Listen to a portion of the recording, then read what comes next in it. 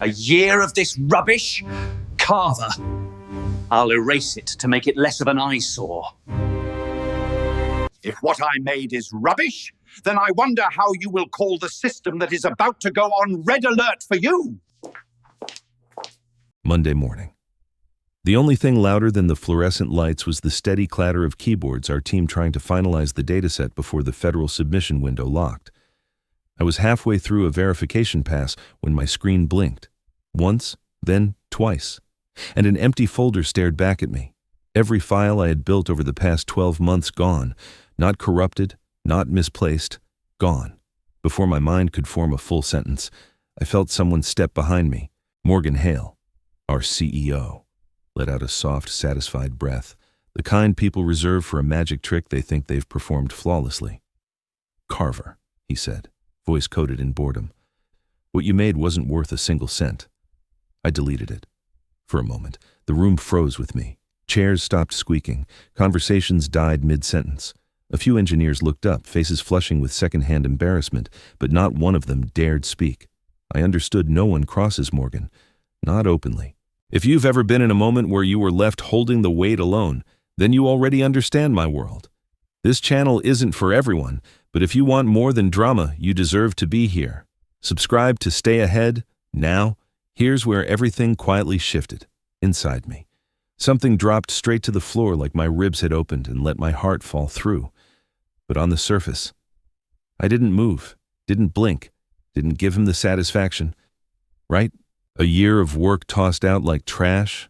Fabulous, my mind said, in a tone so dry it could have cracked. I clicked back to the dashboard, more out of instinct than hope, ready to confirm the emptiness. But that's when I saw it, a tiny red icon pulsing in the top corner of the screen, risk event logged pending review. Interesting. Morgan, still preening behind me. Didn't notice, or maybe he didn't know what it meant. That alone almost made me laugh. I closed the window, slowly, breathing through the sharp, cold shock settling under my skin. I didn't understand the full shape of what had just happened, not yet, but something in the system had noticed the deletion, even if Morgan thought no one ever would. And that tiny blinking icon felt like the first crack in a very large, very fragile wall. The meeting started before anyone had fully settled into their chairs. Morgan didn't wait for screens to load or for people to tuck their notebooks away. He stood at the front of the room like a man preparing to deliver a eulogy for something he never valued in the first place. And in a way, he was... only the something happened to be me. "As of this morning," he announced, hands clasped behind his back, "we've decided to eliminate the outdated work Carver was doing. It didn't meet our new standards. We're raising the bar." He let the sentence hang, scanning faces until he found mine. Frankly, he was unnecessary. The word dropped like a pebble into a dry well small, but loud because of the silence around it. Nobody moved. Nobody corrected him. Not surprising. People don't challenge Morgan unless they enjoy being walked out before lunchtime. Then he went further, because men like him always do. 18 years of experience, he added, shaking his head slowly. And somehow, he still managed to fall behind. Being here a long time doesn't mean you're worth keeping. A few people winced. One woman looked down at her hands so fast her hair fell forward like a curtain. I felt their discomfort pressing in from all sides, but none of them spoke. I didn't blame them. Watching a public execution tends to make spectators quiet. I stood there, absorbing every hit without a flinch. If humiliation were a sport, Morgan would have been winning gold. But I had learned long ago that you don't win anything by reacting to a man who wants to see you break. So I didn't. I stayed still, hands steady, breathing evenly, eyes calm, inside. The humiliation pooled like cold water, heavy, unpleasant, but contained. It's adorable, I thought. When a person believes yelling at someone makes them smarter. Morgan moved on, diving into a speech about new vision and modern leadership, which, in his case, meant deleting 12 months of federally tracked research because he didn't understand its value. His voice droned on, smooth and hollow. And then, from the back of the room, a small voice cut through the tension. If his work was useless, a new hire asked hesitantly. Then why did the system trigger a risk event right after you deleted it? The room shifted. Someone coughed. Morgan stopped mid-breath. He forced a smile that didn't reach his eyes. "Systems glitch all the time," he said quickly. "Nothing to worry, just stay on task." But his jaw tightened. His eyes flicked toward me for half a second, as if checking whether I had noticed. I had, and his reaction told me more than his insult ever had. This wasn't just humiliation. It was fear trying very, very hard to disguise itself.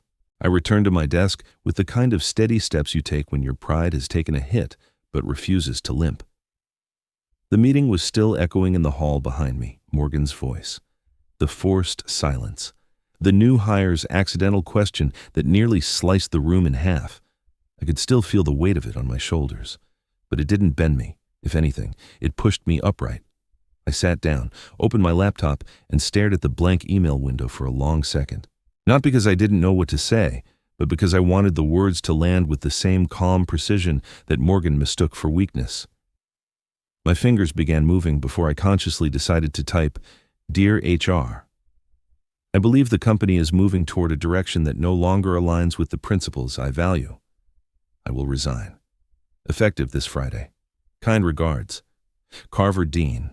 No anger, no bitterness, no mentioning the data he deleted or the public humiliation. Just the truth written with the dignity he tried to strip from me but couldn't reach. I reread it once. It sounded exactly like I needed it to measured, professional, unshakable. I hit send. The message vanished from my outbox with a soft whoosh, and something inside me settled. Not relief exactly. More like the clean click of a lock turning final. Quiet. Precise. I reached for the small ceramic mug on my desk, the one I'd had since my first year at the company. A hairline crack ran along the handle from a long-ago drop, but I'd kept it anyway. Loyalty, I guess. I wrapped it in a spare napkin, set it gently into my bag, and began clearing the last few papers I actually cared to take. There was a strange comfort in the simplicity of packing up your life in a place that convinced itself you couldn't live without it. A tired smile pulled at my mouth, not defeated. Just resolved, a little worn, a little amused at how absurdly predictable all of this had been. When my bag was zipped, I stood and glanced around at the workspace I'd spent years building solutions in. 17 notebooks, 3 mentors, 400 late nights, a dozen breakthroughs, and all it took was one insecure CEO to convince himself he had erased my value. But my value was never stored on the server he wiped. I walked toward the exit, passing the glass office where Morgan was still talking, animated and oblivious, waving his hands as if confidence alone could hold the walls up. He didn't look at me. He didn't even notice I was leaving. The elevator chimed just as my phone vibrated. I glanced down. Internal audit required, data integrity compromised. A system-generated notice, automatic, unstoppable. Interesting timing. The doors slid open. I stepped inside, feeling the subtle shift of the floor beneath me as the elevator dropped, and somewhere above me. Morgan Hale carried on, never realizing the audit he'd triggered would be the beginning of his fall. Not mine. Do you see why this detail changes the whole story? 3 days after I submitted my resignation, I was nowhere near the building. I was sitting at my kitchen table with a mug of bitter coffee, trying to remind myself that leaving had been the right decision. Then my phone buzzed with a message from someone still inside. "You're not going to believe who just walked in." I didn't need a name. The words independent technical review team gave me everything. By noon, news had already drifted across my feed. An outside unit had arrived at the company for a risk assessment review. That only happened when the system flagged possible data tampering, usually the kind no one could talk their way out of. I leaned back in my chair, letting the information settle. Cold, quiet satisfaction slid through me. Not triumph, not revenge, just the clean logic of consequences finally catching up. I imagined the scene upstairs, their sharp suits, their government issue calm, their clipboards full of questions no one wanted to answer. The team would have introduced themselves, requested access to the server logs, and informed Morgan that they were initiating a mandatory investigation. And I knew exactly how he would respond, smiling too tightly, insisting everything was simply a technical hiccup. He had repeated that phrase so often he probably believed it by now. But an RAR wasn't triggered by hiccups. It was triggered by evidence, as if on cue. My email chimed with a new message. The sender wasn't a person, but a system technical compliance board notification. I opened it. already feeling the familiar clinical tone forming in my mind. You are listed as the primary researcher in the deleted dataset, per federal guidelines. Your presence is required for the risk assessment review. Please report immediately. I stared at the screen for a long moment. Then, a small, involuntary smirk lifted one corner of my mouth. Right on schedule. Leaving the company didn't exempt me from the investigation. The system didn't care about my employment status. It cared about chain of custody. It cared about expert testimony. It cared about facts, something Morgan had never learned to respect. I stood, grabbed my jacket from the back of the chair, and stepped outside. The air was cool, almost sharp, the kind of weather that made everything feel cleaner, more honest. I didn't rush. There was no urgency in my steps, only inevitability. I was simply walking toward a process that had always been larger than him. When I arrived at the building, I saw the review team clustered near the conference room, their badges glinting under the lights through the glass wall. I spotted Morgan speaking to them, his expression stretched thin. His eyes flicked toward me as I approached, and in that split second, his face lost all its practiced confidence. The lead investigator turned toward me and said, "Mr. Dean, we need to begin immediately." And just like that, the temperature in the room dropped another degree. Don't comment a word, unless you really find this story problematic. When I walked through the front doors again, it wasn't as an employee retracing old routines. It was as someone formally summoned, someone the board needed in order to understand what had gone wrong. That shift in status made the entire lobby feel different, almost lighter, as if I'd stepped back into the same world wearing armor no one could see. Employees glanced up from their screens, eyes widening with the quick recognition of someone they thought was gone. A few nodded, unsure whether to smile or stay silent. Morgan, watching from outside the conference room, didn't bother to hide his irritation. He couldn't stop me, and that alone unsettled him. The board's investigators greeted me with polite efficiency and led me to the long table. They opened their folders, clicked pens, and asked me to describe the research sequence I'd developed. I answered plainly, giving them each step, each safeguard, each quality check exactly as it had been designed. No embellishment, no frustration, just facts delivered cleanly. Before the lead investigator could continue, Morgan leaned forward and cut in. He forgot crucial controls. He insisted. There were errors all over his process. His tone was sharp, trying to create the illusion of authority he no longer possessed. I kept my hands folded, my posture relaxed. "If I'm wrong," I said softly, "the metadata will prove it." The room paused, the air tightening for a second. One of the investigators adjusted his glasses, then spoke without drama. "According to metadata," he said, "the CEO's login deleted the dataset at 7:42 a.m. Silence hit the room like a dropped weight. Even the HVAC hum seemed to fade. Morgan's jaw twitched, but no words followed. The truth, stripped of spin, lay between us like cold metal. The investigators resumed their questions, but the dynamic had shifted. I wasn't defending myself anymore. I was simply confirming what the system had already recorded. Pride, cool and steady, settled in my chest. Whatever came next, the facts no longer needed my protection. They spoke clearly on their own. The investigators asked me to walk them through the final verification cycle, the one completed minutes before the deletion. I explained the automated cross-checks, the timestamps, and the audit trail that normally safeguarded the data. Every detail underscored that nothing had malfunctioned, nothing had failed on its own. Someone had intervened. Morgan shifted again, clearing his throat as if noise could rewrite evidence. "We should focus on moving forward," he muttered. But no one responded. The board wasn't interested in vague optimism. They wanted documentation, accountability, and accuracy concepts Morgan had treated like background decoration. I continued answering, steady and unbothered. With each question, the room grew more certain of where the failure originated. My voice didn't rise or falter. Pride didn't need volume, it needed truth. When the session finally paused, the lead investigator thanked me for my clarity. I nodded, feeling the quiet victory. The investigators reconvened after a short break, returning with a level of focus that made the entire room straighten unconsciously. The lead examiner opened a thick binder, tapped the first page, and said, "We'll need the full operational report, all access logs, all system interactions from the past 6 months." His voice was calm, but the request wasn't a request.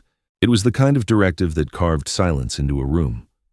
The report was projected onto the wall, line by line. At first, everything looked routine time-stamped entries, scheduled maintenance, automated checks. Then the anomalies appeared, small at first, then larger, then unmistakable. Unauthorized edits, unapproved deletions, manual overrides performed from Morgan's credentials. The investigators exchanged glances. Morgan wiped his forehead with the back of his hand, then reached for his water glass again. His fingers trembled just enough to betray him. He tried to smile, but the corners of his mouth twitched like the expression was fighting its way out through panic. "I can explain those entries," he said quickly. Of course he could. Men like Morgan always believed an explanation was the same thing as innocence. I stayed still, hands folded in my lap, watching the report scroll as if I were viewing a documentary about someone else's downfall. There was anger somewhere deep in me. A dull, contained burn left over from the moment he erased my work. But I kept it sealed, contained, letting silence do what shouting never could.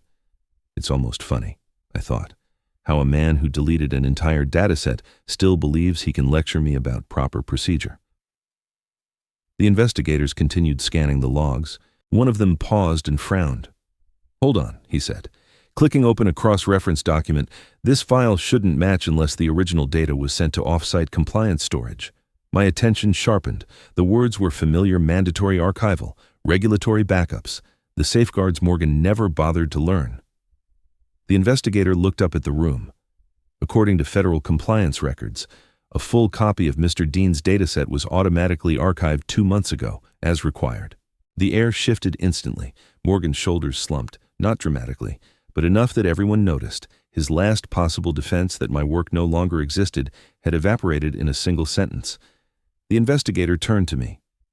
"Mr. Dean, your data was preserved." I nodded slowly, keeping my expression neutral. Inside, a quiet, almost elegant sense of vindication unfolded. Not loud, not triumphant, just precise, like a chess piece sliding into a position it had always been meant to reach. The board made notes. Morgan drank more water. No one spoke. And for the first time since this all began, I felt the shift subtle, unmistakable. Not only was the truth resurfacing, it was rising exactly where he never expected it to. And this is where things get weird. The next morning. The building felt heavier than I remembered. Like the air itself knew something irreversible had shifted. By the time I arrived, the entire research floor had been shut down. Screens were dark, server doors were locked, a red banner ran across every terminal system suspended pending investigation. It was strange. Standing there as someone no longer part of the company, yet unmistakably tied to its fate. The old sting in my chest, that dull ache from watching my work vanish, had weakened. What took its place was something quieter, steadier, an acceptance that the damage wasn't mine to carry anymore. The project, once valued in the hundreds of millions, now sat in limbo. Investors who had spent months praising Morgan's vision were suddenly demanding explanations faster than the board could draft them, every hour. Another email arrived requesting updates, documentation, evidence that the company still had a functioning backbone. And with every unanswered message, the pressure on Morgan grew tighter. I watched it unfold from a seat against the wall of the main conference room. I wasn't here to fight or defend myself anymore. I was simply an observer, someone with nothing left to lose and no obligation to protect the man who'd tried to erase me. The investigators lined the table, their expressions unreadable but alert. They asked for the full access logs from Morgan's account, not summaries, not interpretations, everything. Morgan hesitated just long enough to confirm what everyone already suspected. His hands shook as he connected his laptop to the projector. The room dimmed, and rows of timestamps filled the screen. Unauthorized logins, late-night deletions, manual overrides, all unmistakably tied to his credentials. His tie looked too tight, his collar too stiff, and every sip of water he took only made him look thirstier. The board members exchanged glances, small ones, but meaningful. They weren't studying the numbers anymore. They were studying him. Then the twist came from an unexpected direction. A young engineer barely a year into the job rose from her seat. She looked nervous, but determined. "There's something else you should know," she said. "No one here understands the structural layout of the research model except Carver. It was built around his methodology. We can't rebuild it without him." The room went silent in a completely new way, colder, sharper. All eyes shifted toward me, and for a moment, the weight of what she said settled like dust in the air. Morgan turned pale, not metaphorically, literally pale like chalk. The kind of color that appears when a person finally understands the consequences they've been sprinting away from are now standing directly in front of them. I didn't move, didn't gloat, didn't give him anything to grip onto, because for the first time, I wasn't the one under review. I was simply watching the collapse calm, steady, and completely free of the pain he'd tried to pin on me. Morgan found me in one of the smaller conference rooms overlooking the city, where I'd stepped away to breathe while the investigators continued tearing through logs. He closed the door behind him a little too carefully, the soft click trying and failing to disguise the tremor in his hands. For a long second, he just stood there, pretending to gather himself. I let him. Silence had become one of my sharpest tools. "Carver," he began, voice low, force steady, "we need to talk." I didn't turn immediately. I stayed by the window, arms crossed loosely, watching the late afternoon sun cast long shadows across the buildings below. The city felt calm, untouched by the storm unraveling one floor beneath us when I finally faced him. I did so with the kind of composure that comes only after you've survived the worst someone could do to you. He cleared his throat. "The board, they're overreacting. This review is temporary, but we could get through it faster if you helped us reconstruct the data, just until this blows over." There it was, the plea wrapped in corporate language. I waited. 3 seconds. 5. Long enough for him to feel the weight of his own desperation. His confidence so loud 3 days ago had evaporated. When I didn't respond, he tried again, his voice tightening. "Look, Carver, I can make this right. I can restore your position, bump your salary, whatever you want. Just work with me on this." So now I was valuable. How convenient. I uncrossed my arms and stepped slightly closer, not in threat, but in clarity. "Morgan," I said quietly, "I'm not your employee anymore." He blinked, confused as if the idea had never fully registered. I continued before he could interrupt. "I'm not here to fix your mess or safeguard your image. I'm here because the board needs the truth. That's it."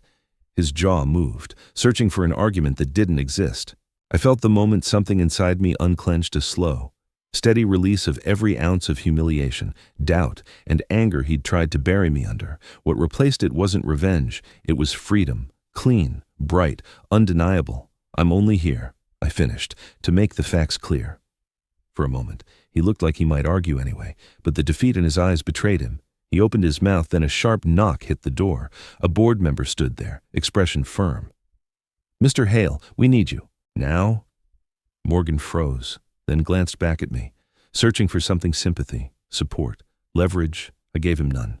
He stepped out stiffly, and the door closed behind him. I stayed where I was, alone in the quiet room, the city glowing beneath me, and despite everything. A small, effortless smile pulled at my mouth, the kind that comes not from winning, but from finally walking in your own power. For the first time in a long time, the air felt completely mine. The board reconvened late in the afternoon, calling everyone back into the main conference room. The air felt heavier than it had earlier, thick with the kind of anticipation that only comes when people sense something irreversible is about to happen. I took a seat along the wall again, far enough to be uninvolved, but close enough to witness what the truth looked like when it finally reached the surface. The lead investigator stood, adjusted his jacket, and read from a prepared statement. "After reviewing the access logs, metadata records, and compliance archives, the board has reached a preliminary conclusion." The room hushed instantly. Even the HVAC seemed to quiet itself in respect. He continued, voice steady and stripped of emotion. "The project will be suspended effective immediately pending further review." A murmur moved through the audience, quick and sharp. This wasn't just a delay. A suspension at this stage threatened every contract tied to the program. The investigator wasn't finished.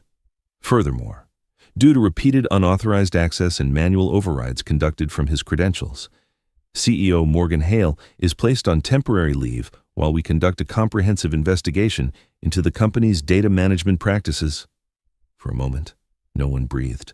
Morgan tried to sit taller, but the attempt collapsed almost instantly beneath the weight of what had just been said. His shoulders rounded, and his eyes flicked away from the screen, the posture of a man trying not to drown in a room full of witnesses. The final blow came quietly. A full audit of all procedures, controls, and compliance protocols will begin this evening. It was over. Not the review, not the consequences, but the denial. That was gone. I exhaled slowly, feeling a kind of release I hadn't expected. Not triumph, not revenge. Just the smooth exhale of someone who had carried a burden too long and finally set it down, as if on cue. The news began circulating outside the room. Investors weren't waiting for formal memos. They were already withdrawing funding, pulling support, and reassigning resources. Emails chimed across the floor like warning bells short, clipped messages demanding answers or severing ties altogether. The company had gone from a rising contender to a liability in a single afternoon, hours later. I overheard part of a hushed conversation between board members.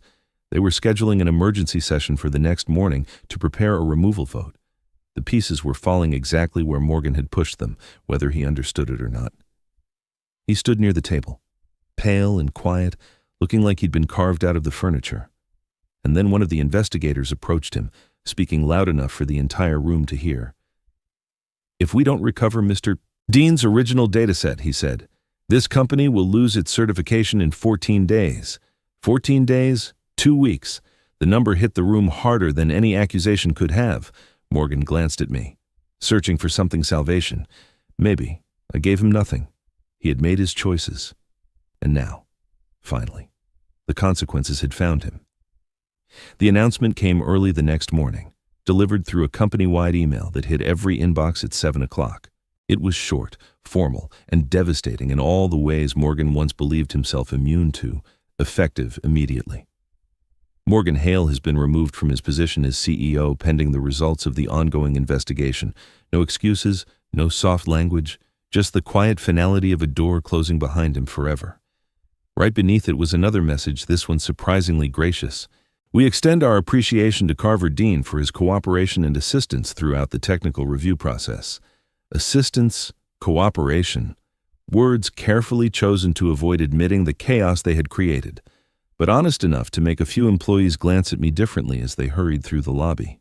I stepped outside the revolving glass doors, holding the small folder of documents I needed to sign before I could officially be released from the last administrative threads tying me to the company, papers confirming my resignation, a statement verifying the investigation, the kind of paperwork that, oddly enough, felt lighter than anything I had carried in months.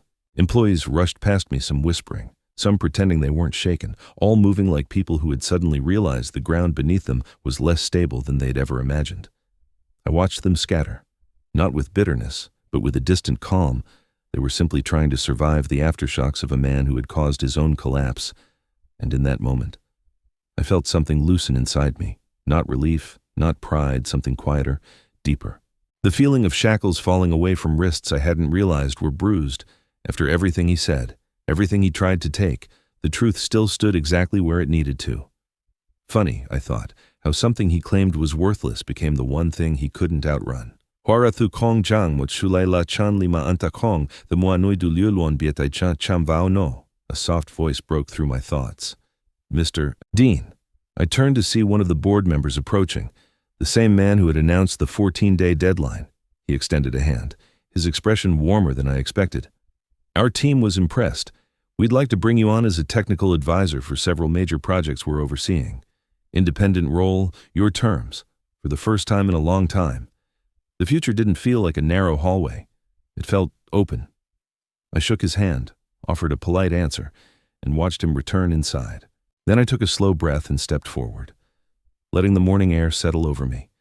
No speeches, no victory lap, just a thin, quiet smile, one that carried confidence, closure, and something close to rebirth. And with that, I walked on. I learned something simple and sharp. You don't need to shout to reclaim your worth. Sometimes you just have to stand still and let the truth speak louder than the people who tried to bury it. If my story reached you today, tell me, where are you listening from? Drop a comment, share your thoughts, and if this moment meant something to you, like, share, and subscribe. Your voice keeps these stories alive.